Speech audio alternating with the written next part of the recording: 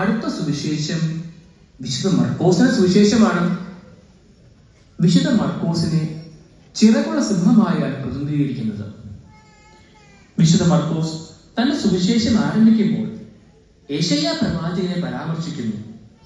ദൈവപുത്രനായ യേശുക്രിസ്തുവിന്റെ സുവിശേഷം ഇവിടെ ആരംഭിക്കുന്നു.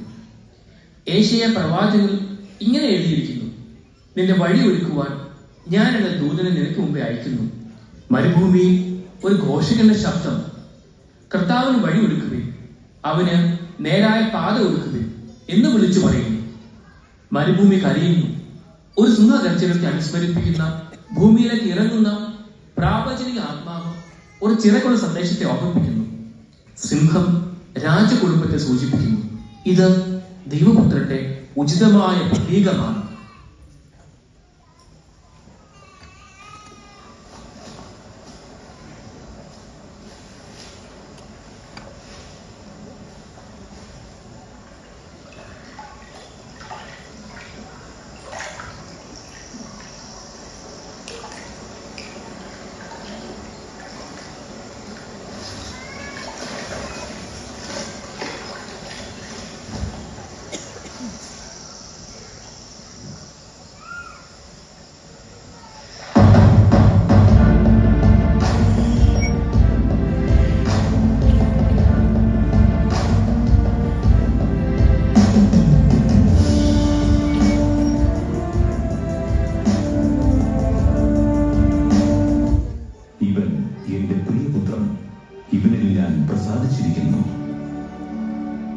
ഈ സുവിശേഷത്തിൽ നമ്മുടെ യേശുവിന്റെ മാമോദീസ നല്ല ഭംഗിയായി വ്യാഖ്യാനിച്ചിട്ടുണ്ട്. സ്നാപക യോഹന്നാനും യേശുവും സ്വർഗവും ഒന്നായിട്ട് പരിശുദ്ധാത്മാവ് പ്രാവിന്റെ രൂപത്തിൽ ഈശോയുടെ മേൽ ആവസിക്കുന്നത് നമുക്കിവിടെ കാണാൻ കഴിയും.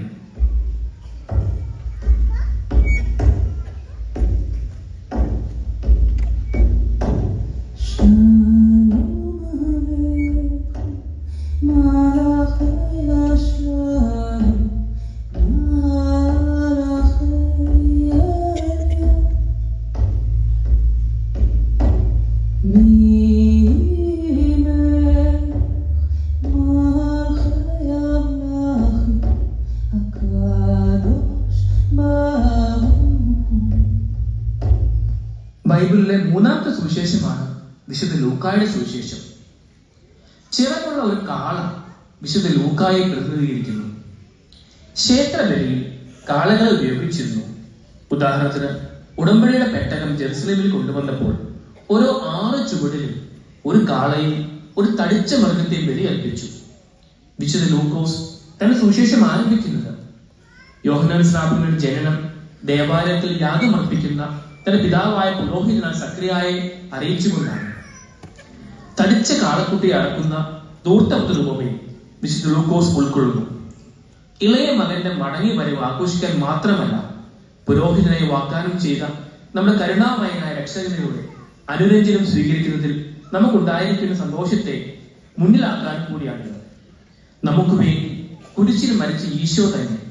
അതിനാൽ ചിറകുള്ള കാള നമ്മുടെ കർത്താവിന്റെ പൗരോഹിത്യ സ്വഭാവത്തെയും നമ്മുടെ വീണ്ടെടുപ്പിനായിട്ടുള്ള അവരുടെ ത്യാഗത്തെയും ഓർമ്മിപ്പിക്കുന്നു.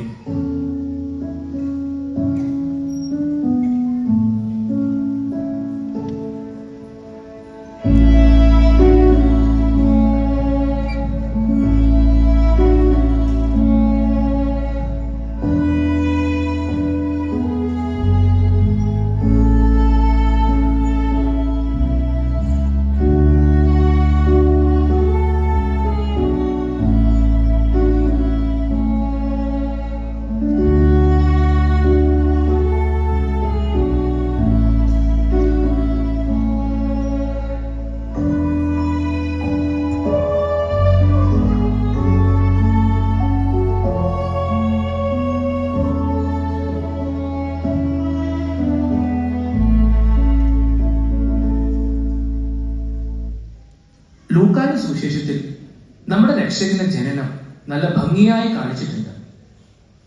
ഈശോ കാര്യത്തൊഴുത്തിലാണ് ജനിച്ചത്. എളിമയുടെയും താഴ്മയുടെയും സന്ദേശമാണ് നാം എല്ലാവർക്കും ഇവിടെ കാണിച്ചു തരുന്നത്. പരിശുദ്ധ അമ്മയ്ക്ക് ഗബ്രിയേൽ മാലാഖ ഒരു സദ്വാർത്ത ഉണ്ടെന്നല്ലേ പറയുന്നത്? അതിന്റെ അർത്ഥം എന്താണ്? ഇംഗ്ലീഷില് ഗുഡ് ന്യൂസ് എന്നാണ്. ഈ സദ്വാർത്ത ലോകമെമ്പാടും പ്രചരിപ്പിക്കാൻ നമ്മളൊക്കെ വിളിക്കപ്പെട്ടവരാണ്. അതാണ് ക്രിസ്മസിന്റെ ഏറ്റവും വലിയ സന്ദേശവും. നമ്മൾ നോമ്പെടുത്തും കരോൾ പാടിയും സന്തോഷം പങ്കുവെക്കുന്നത് നമുക്ക് കിട്ടിയ ആ ഗുഡ് ന്യൂസ്, ആ സദ്വാർത്തയാണ് ഈ ലോകം മുഴുവൻ അറിയിക്കാൻ വേണ്ടിയാണ്. റോസക്കുട്ടി, നീ ഉറങ്ങുവാണോ? അല്ല അപ്പ, ഇത് കേൾക്കാൻ എന്ത് രസമാണ്, ശരിക്കും രസകരം. യെസ് അപ്പ, ഇത് സൂപ്പർ ആണ് കേൾക്കാൻ.